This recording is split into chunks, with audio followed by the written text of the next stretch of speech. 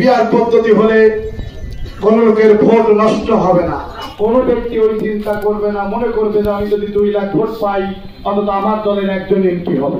Peer পদ্ধতি হলে percentage অনুযায়ী তারা কি করবে, জাতীয় সংসদে তাদের এমপি পাঠাতে পারবে। পিয়ার পদ্ধতি হলে ওসি সাহেবের সামনে টেবিল চাপিয়ে ওসিকে প্রভাবিত করার ওই স্বভাব এখান থেকে মস্তানি দূর হয়ে যাবে। পিয়ার পদ্ধতি হলে ছোট বড় সবাই পার্লামেন্টে যাবে, সবার অধিকার সমান থাকবে। পিয়ার পদ্ধতি হলে ক্ষমতায় আছি বলে সব আমরা নেব, এই পদ্ধতি যদি বাস্তবায়ন হয় সব আমরা করব, এটা সম্ভব হবে না।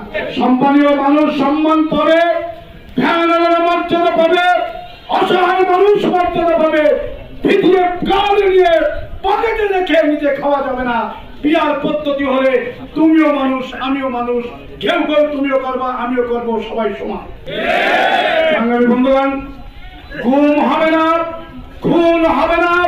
পিয়ার পদ্ধতি আসলে ওইভাবে কি করা যাবে না, বিচার বহির্ভূত হত্যাকাণ্ড আর ঘটানো যাবে না। সংগ্রামী বন্ধুগণ, তাই পিয়ার পদ্ধতি ওরাই মানতে চায় না যারা হুন্ডা আর অস্ত্র নিয়ে যারা সেন্টার দখল করবে, বাক্স ছিনতাই করবে, ওরা পিয়ার পদ্ধতি মানতে চায় না।